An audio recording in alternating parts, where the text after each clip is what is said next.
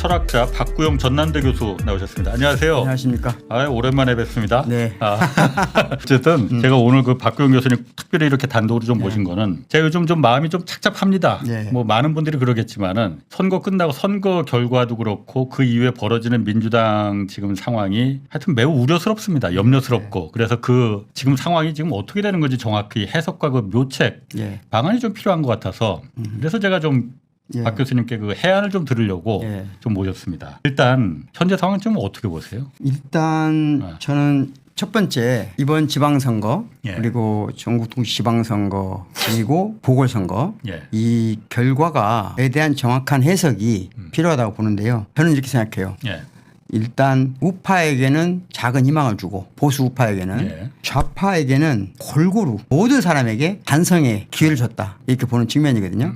그래서 저는 대통령도 스스로 반성한다고 하셨잖아요. 그러니까 각자의 몫에 맞는 반성이 필요하다고 봅니다. 그러니까 여기서 우리 세력이 아닌 다른 세력의 책임을 전가하는 순간 그건 올바른 진단이 아니라고 생각해요. 예. 그래서 각자가 자기 몫에 맞는 반성이 필요하다라고 생각하거든요. 그중에 특히 우리 모두가 안아야 될 반성이 뭔가.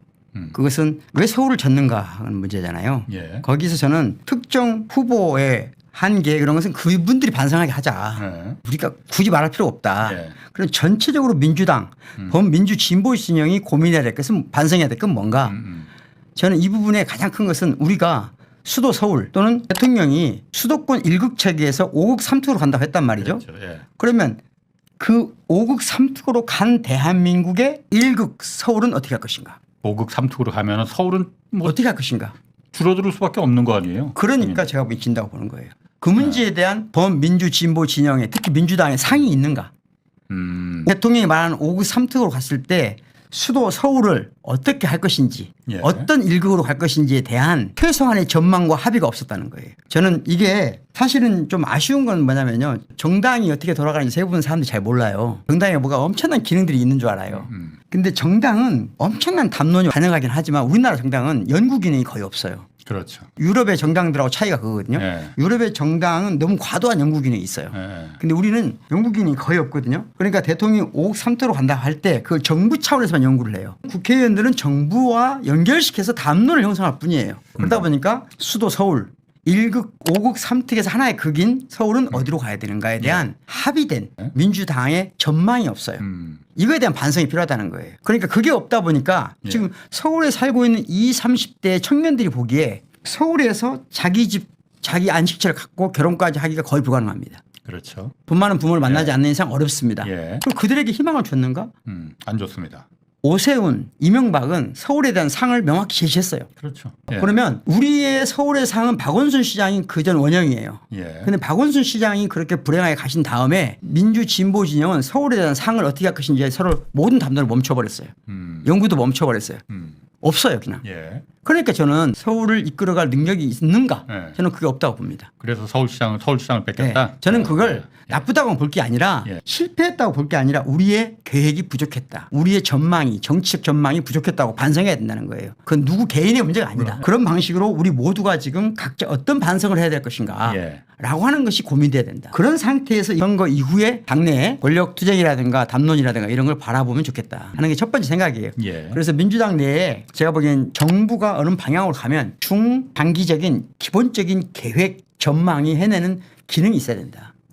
당내. 그리고 이번에 당대표 선거에 나오신 분들은 반드시 이 상을 제시해야 된다고 봅니다. 우리가 왜 졌냐? 누가 정치 공학적인 얘기가 너무 과다해요. 지금 우리가 너무 많이 싸우는 이유는 정치 공학에 너무 몰입하기 때문이에요. 정치 공학이란 뭐냐면 이걸 하면 그러니까 모든 행위, 말을 이익관계로만 계산하는 거거든요. 단기적인 이익, 중기적인 이익관계만 계산하는 거예요. 큰 틀로 우리가 어디로 가고 있는가도 정치란 제가 항상 예전부터 정치인들 만날 때마다 그런 말씀 드렸는데 자, 어느 장이 됐다고 쳐봐요. 어느 회사의 대표가 됐어요. 지금까지 우리가 얻은 이득이 이만큼 있습니다. 이걸 모든 사람에게 공정하게 나누어 주려고 하는 지도자는 실패합니다. 아무리 공정하게 나누어져도 단 한 사람도 이게 공정하다고 생각을 안 해요. 정치는 공정한 배분을 역할을 하는 게 아니다. 정치란 뭐냐? 새로운 빵이 있다는 걸 보여주는 거예요. 지금 있는 것보다도 더 많은 빵이 있다는 걸 보여줘야 지금 내가 2를 갖고 싶은데 1.5를 받았어도 만족할 수 있는 거거든요. 그게 정치가 해야 하는 역할이란 말이죠. 부동산 값이 좀 떨어지거나 뭐 하더라도 민주당이 10년 후에 서울을 전망을 제시하고 그 10년 후에 서울에 나도 살 수 있겠다. 인간답게. 그런 전망을 보여줘야 되는 게 정치가 할 일이라고 봐요. 그것에 저는 박원순 시장이 돌아가신 이후로 민주당이 그 문제에 관해서 손을 놓고 있었다. 아무도 그 말 한 사람 봤습니까? 지금까지? 딱히 그러니까 기껏해야 부동산 정책 정도. 그렇지. 그 맥락에서 이런 게 있어요. 두 가지가 있는데 하나는 서울을 대한민국의 경로당으로 만들고 싶은 거냐. 지금은 그렇게 돼가고 있어요. 아니면 전 세대가 전 계층이 함께 어우러지는 도시로 갈 것인가. 뉴욕이나 파리는 제가 보기에 그 고민을 이미 했거든요. 극복했어요. 그래서 뉴욕이나 파리는 나름대로 전 세대 같이 있습니다. 전 계층이 같이 있고 그 방법이 무엇인가에 대해서 우리가 고민했는가 첫 번째. 두 번째는 뭐냐면요. 제가 독일 유학 시절에 프로축구 많이 보잖아요.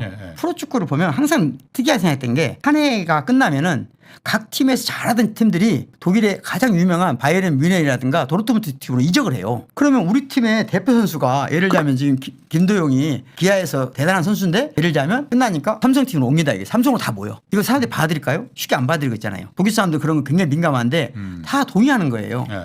처음에는 왜 그런지 몰랐어. 독일 만난 친구들 왜 너희들은 그게 이상하지 않니? 왜 바이에른 뮌헨만 도르트문트만 계속 1, 2등 하는 구조로 만들어가? 그런데 그 친구들이 이런 말을 하는 거예요. 그러면 챔피언스 리그는 우에파컵은 저는 5국 3특으로 간다 할 때 수도 서울은 바로 그런 역할을 해야 된다고 봅니다. 서울은 전 세계의 런던이나 베를린이나 파리나 뉴욕과 함께하는 도시로 가야 된다. 그 상을 제시해야 된다고 저는 봐요. 그 상을 지금 더불어민주당이나 범민주 진보진이 가지고 있는가. 부동산의 정의 문제에 너무 몰입하는 거 아닌가.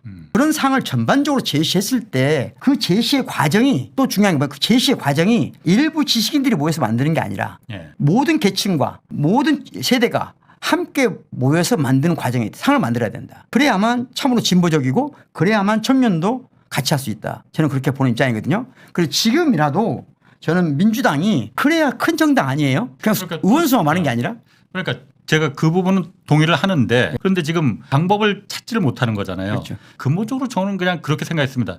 수도를 이제 옮길 때가 됐다라고 저는 생각을 했거든요. 최소한 행정 수도는. 행정 도시를 이관하는 것은 저는 동의합니다. 문제는 대안이라 서울 시민들이 그래도 더 좋다고 봐야 되거든요. 더 좋은 안이 있었을 때 가라고 해야지 일단 옮기고 나서 해줄게. 이런 건 잘못됐다고 생각해요. 저는 베를린 같은 도시, 파리 같은 도시 충분히 우리 대한민국이 할 수 있다고 보거든요. 그러면 예를 들면 뉴욕 같은 도시가 되려면 어떻게 해야 될까요? 서울이. 베를린 같은 도시가 되려면 뭐가 가장 부족할까? 제가 보기에는 가장 큰 것은 첫 번째는 공원이 절대적으로 부족합니다. 두 번째는 뭐냐? 직장을 다니지만 집을 소유하지 못한 사람들이 편안히 살 수가 있는 공간이 없어요. 그러니까 서울에 남아있는다는 것은 이미 자산가야만 남아있게 하고 그렇지 않은 사람들은 점점 예를 들면 광주에서 대학을 오거나 또는 광주에 대학을 나와서 취업을 하러 서울로 오잖아요. 어떻게든 취업을 할 수 있는데 서울에 살 수는 없어요. 그러면 지금 남아있는 친구들은 대개 30대들은 어떻게든지 버텨보는 친구들이거든요.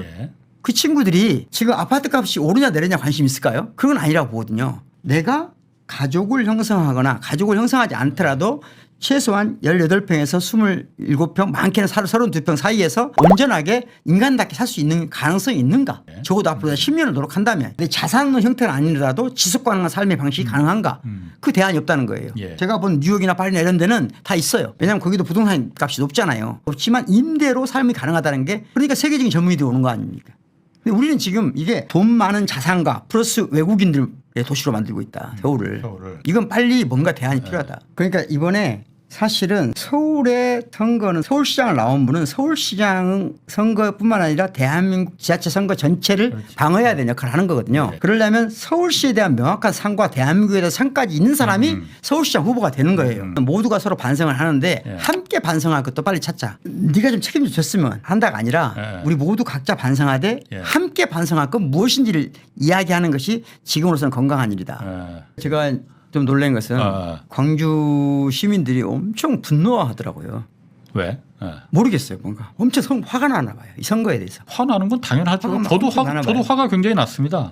사실. 저는 화보다는 뭔가 약간 폐념 절망? 그거 아직은 그렇게 하면 안 돼. 그런 느낌이 와서 제가 그렇지 않기 위해서 반야신경을 읽고 있습니다. 반야신경. 종교가 없는데. 어쨌든 반야신경을 읽으시든 뭐 성경을 읽으시든 체념과 절망은 아직은 하면 안 됩니다. 당연히 안 되죠.